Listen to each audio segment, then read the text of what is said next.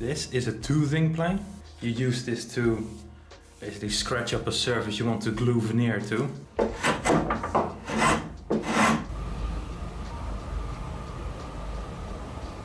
Because back in the day glue wasn't as strong as it is today.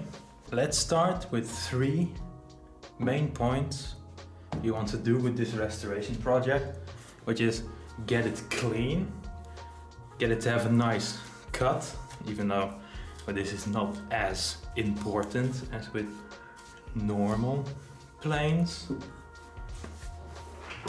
and make it look clean, like not brand spanking new, but clean.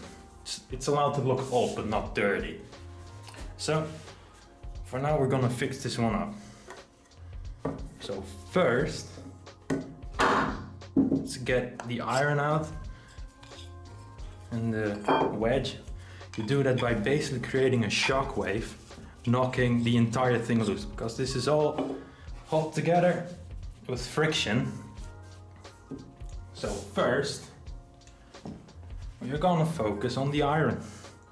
And the first thing we're gonna do is with like one of these little barbecue sponges is try and get most of the rust off.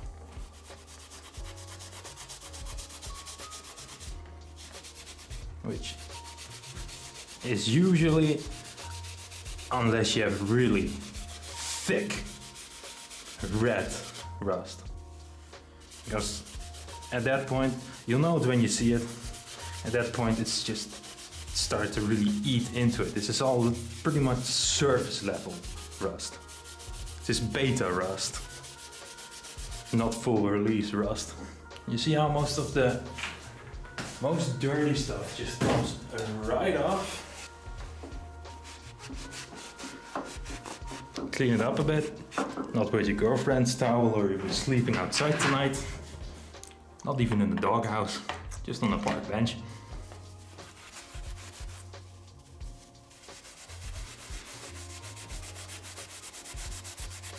Do watch out on the edges, because your little scrubby steel thing will get caught on the teeth or on the edge.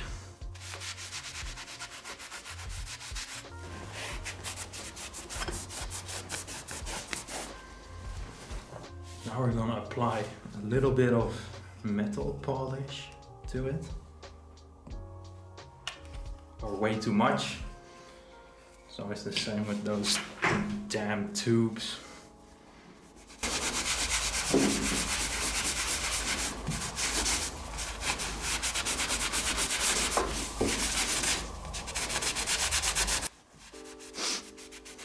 It smells really bad. Look, quite the difference, isn't it? You can even see what it says. I think this is the steel manufacturer. And this is, I think, the factory the actual plane itself is from.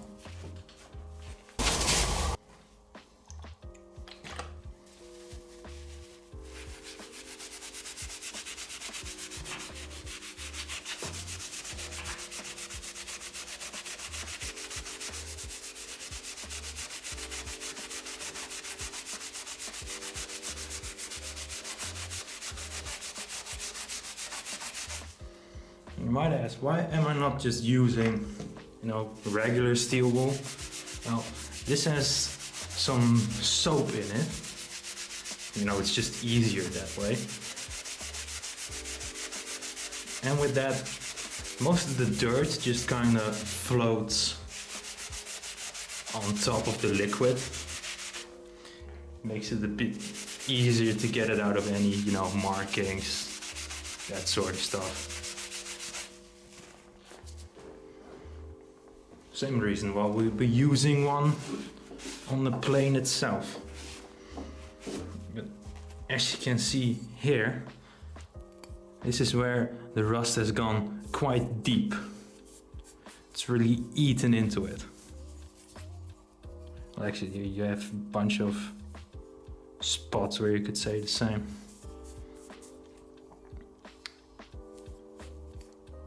But yeah, the edge seems fine, because if you have this on the edge, on like the main surface on a normal plane, that's pretty bad. Basically makes it unusual because you can't, unusable, because you can't get a nice cutting edge from it. Maybe you could use it for rough work. You know, at that point you'll have 20 planes for just rough work.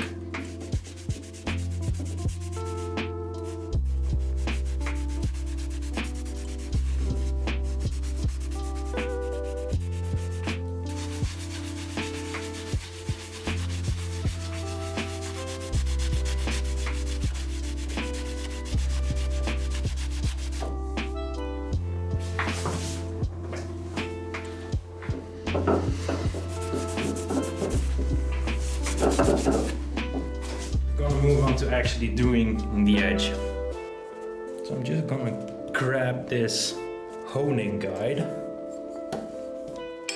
that I got.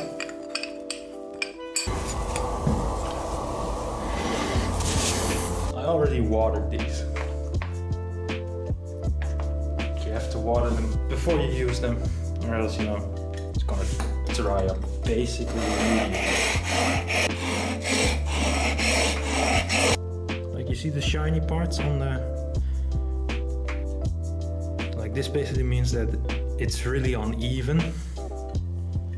We're gonna try and get rid of that.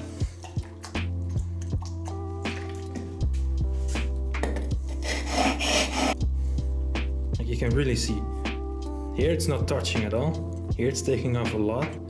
It's also here, you know, not touching that much, just a little bit. So that means it's kind of bulbous in shape, but not evenly.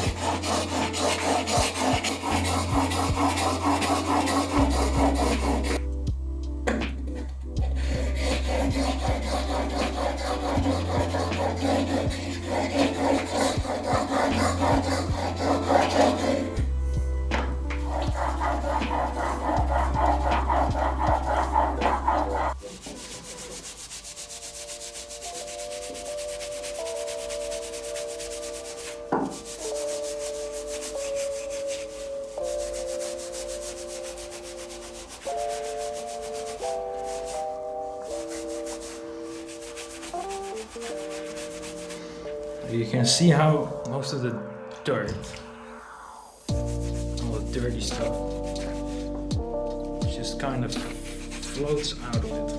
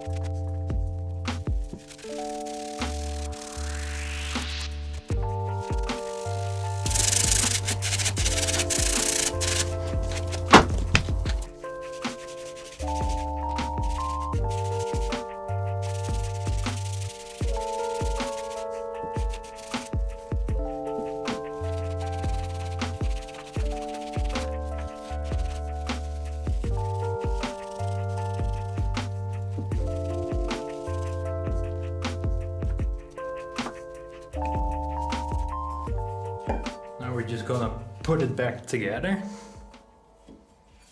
So, blade first, then the wedge. I want to have the blade sticking inside of the body, because what we're gonna do now is flatten the bottom. And to do that, we basically wanted to have it in the same state you would have it when you actually work with it, because it's a wedge. So if you flatten it without the wedge in, you might actually just get, you know, a big hollow point.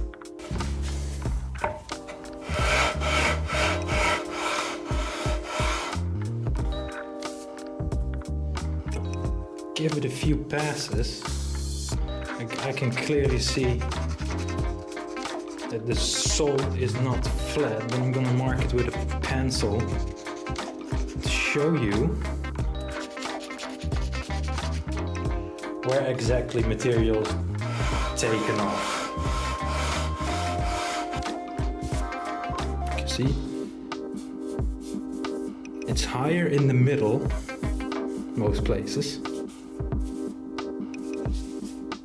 Most definitely gonna have to just keep going.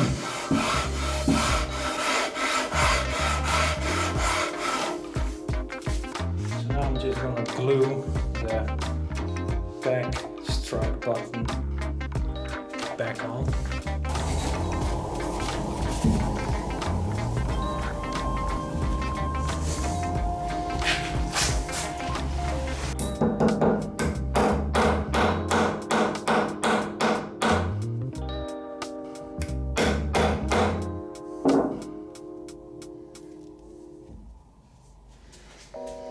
That should be good.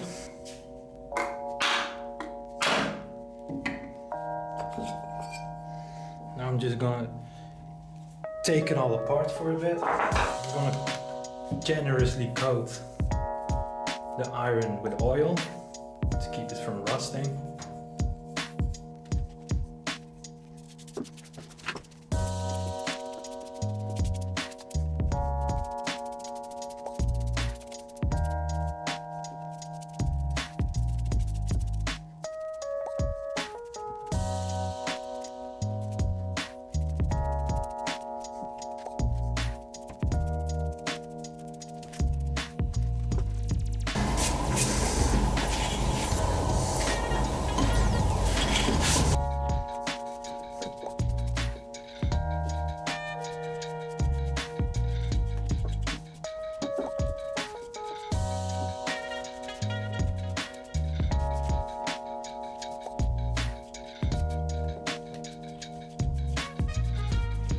Now we're gonna wait for everything to dry up